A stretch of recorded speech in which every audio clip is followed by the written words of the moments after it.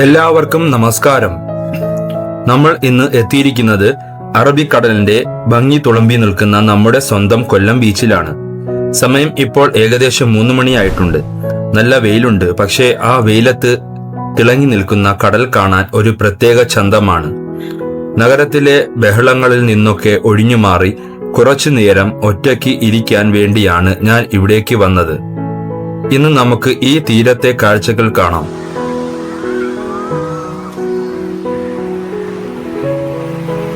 എന്റെ മുന്നിൽ ഇപ്പോൾ അറബിക്കടലിന്റെ അത്യഗാധമായ നീലിമയാണ്.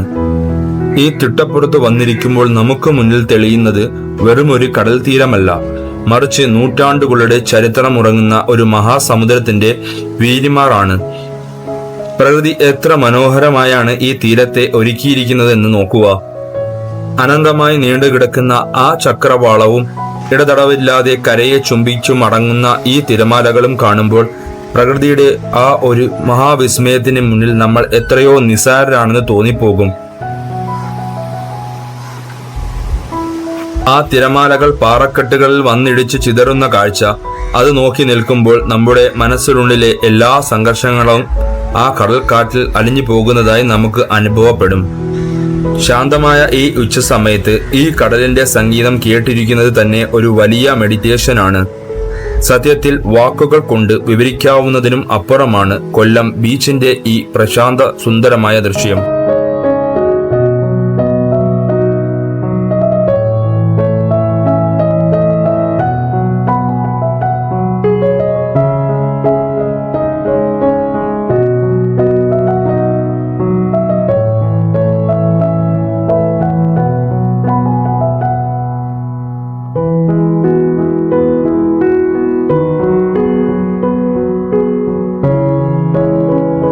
ഈ മനോഹരമായ കാഴ്ചകൾക്കിടയിലും നമ്മൾ വിസ്മരിക്കാൻ പാടില്ലാത്ത ഒരു വസ്തുതയുണ്ട്.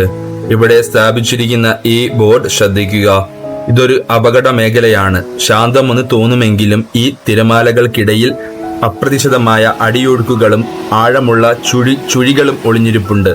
കടലിന്റെ വശ്യതയിൽ മയങ്ങി പലപ്പോഴും വിനോദസഞ്ചാരികൾ സാഹസത്തിന് മുതിരാറുണ്ട്. എന്നാൽ പ്രകൃതിയുടെ ഈ രൗദ്രഭാവത്തെ നമ്മൾ ഒരിക്കലും നിസ്സാരമായി കാണരുത്. ആ തിരമാലകളുടെ കരുത്തിനെ നേരിടുക എന്നത് അസാധ്യമായ ഒന്നാണ്. അതുകൊണ്ട് തന്നെയാണ് ഇവിടെ ലൈഫ് ഗാർഡുകളുടെ സേവനം ഉറപ്പാക്കിയിരിക്കുന്നതും.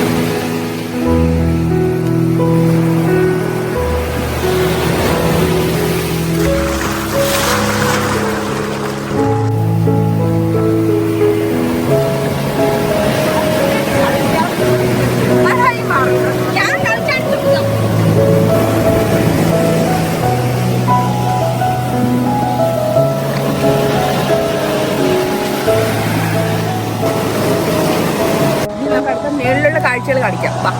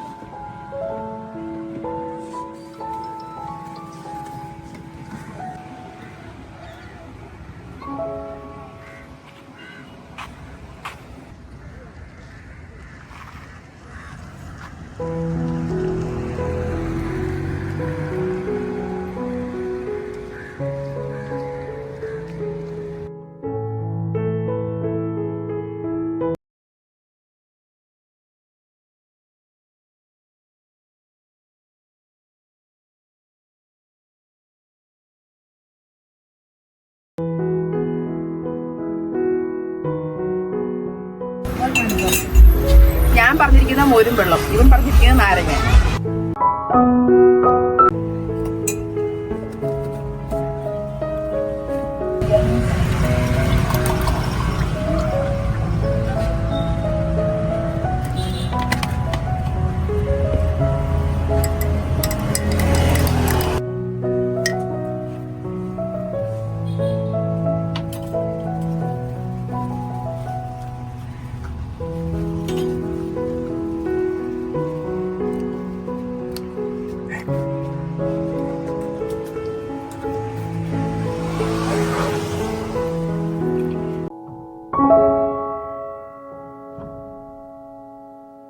ഒരു വിനോദസഞ്ചാര കേന്ദ്രം എത്രത്തോളം ജനകീയമാണെന്ന് മനസ്സിലാക്കാൻ അവിടുത്തെ പാർക്കിംഗ് സൗകര്യങ്ങൾ മാത്രം ഒന്ന് നിരീക്ഷിച്ചാൽ മതിയാകും.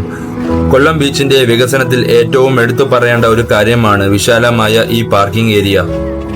ദൂരദേശങ്ങളിൽ നിന്നും സ്വന്തം വാഹനങ്ങളിൽ എത്തുന്ന സഞ്ചാരികൾക്ക് യാതൊരുവിധ ബുദ്ധിമുട്ടും കൂടാതെ തങ്ങളുടെ വാഹനങ്ങൾ ഇവിടെ പാർക്ക് ചെയ്യാൻ സാധിക്കുന്നുണ്ട്.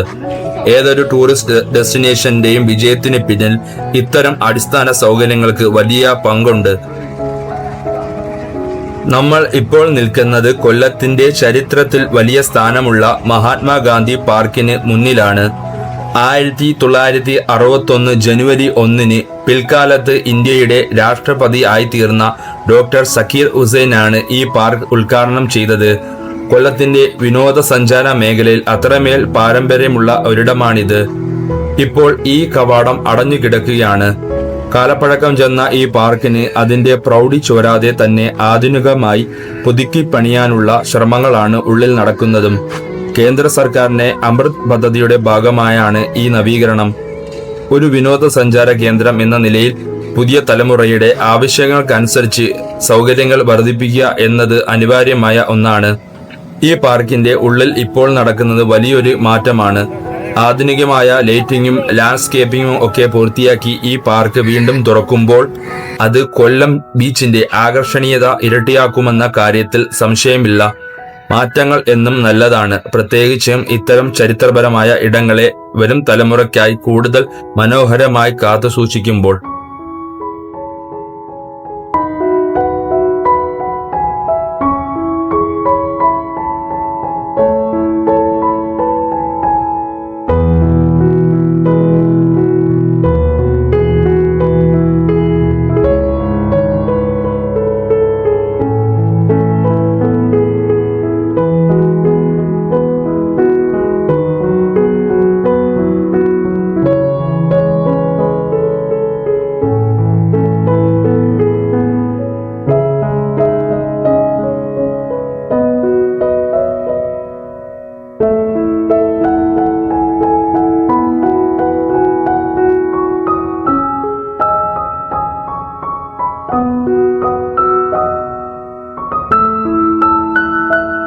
ഇപ്പോൾ പ്രവേശിച്ചിരിക്കുന്നത് കൊല്ലം ബീച്ചിനോട് ചേർന്ന് തന്നെയുള്ള ജലകേളി എന്ന വിനോദസഞ്ചാര കേന്ദ്രത്തിലേക്കാണ്.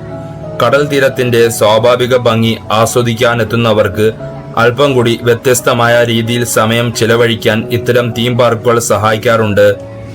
കുട്ടികൾക്ക് ഒരുപോലെ ആസ്വദിക്കാവുന്ന തരത്തിലുള്ള റൈഡുകളും ജലാശയങ്ങളുമാണ് ഇവിടെ ഒരുങ്ങിയിരിക്കുന്നത്. ഒരു ടൂറിസ്റ്റ് ഡെസ്റ്റിനേഷൻ എന്ന നിലയിൽ കൊല്ലം ബീച്ചിനെ ആകർഷകമാക്കുന്നത് ഇത്തരം അനുബന്ധ സൗകര്യങ്ങൾ കൂടിയാണ്. വെറുതെ കടൽ കണ്ട് മടങ്ങുന്നതിന് പകരം കുടുംബത്തോടൊപ്പം വരുന്നവർക്ക് സുരക്ഷിതമായ ഒരിടത്ത് വിശ്രമിക്കാനും ആനന്ദിക്കാനും ഇത്തരം ഇടങ്ങൾ ഉപകരിക്കും. വിദേശ രാജ്യങ്ങളിലെ വലിയ വാട്ടർ പാർക്കുകളുമായി താരതമ്യം ചെയ്യുമ്പോൾ ഇത് ചെറുതാണെന്ന് തോന്നാമെങ്കിലും നമ്മുടെ നാട്ടിലെ പരിമിതമായ സാഹചര്യങ്ങളിൽ നിന്നുകൊണ്ട് ഇത്തരമൊരു സംരംഭം വിജയകരമായി മുന്നോട്ട് കൊണ്ടുപോകുന്നത് അഭിനന്ദനാർഹമാണ്. ഈ പാർക്കിനുള്ളിലെ ക്രമീകരണങ്ങളും പ്രകൃതിയുമായി ഇണങ്ങി നിൽക്കുന്ന രീതിയിലുള്ള ലാൻഡ്സ്കേപ്പിംഗും ശ്രദ്ധിക്കുക. നഗരത്തിന്റെ തിരക്കുകളിൽ നിന്നും മാറി ജലത്തോടൊപ്പം പ്രകൃതിയോടും ചേർന്ന് നിൽക്കുന്ന ഇത്തരം ചെറിയ വിനോദങ്ങൾ പോലും ഒരു സഞ്ചാരിയുടെ മനസ്സിന് വലിയ ഉന്മേഷമാണ് പകരുന്നതും. മനോഹരമായ തീരത്ത് നിന്ന് ഞാൻ മടങ്ങുകയാണ്.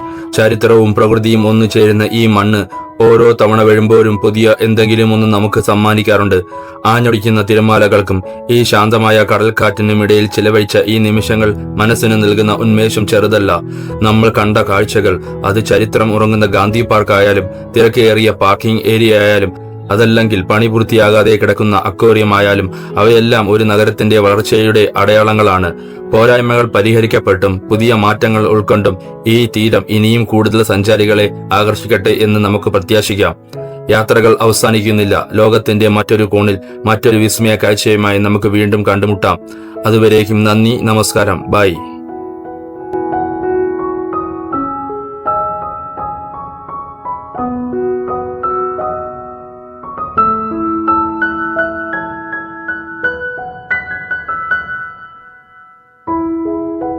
കൊല്ലം ബീച്ചിന്റെ കാഴ്ചകൾ നിങ്ങൾക്ക് ഇഷ്ടമായ ലൈക്ക് ചെയ്യുക, ഷെയർ ചെയ്യുക, സബ്സ്ക്രൈബ് ചെയ്യുക.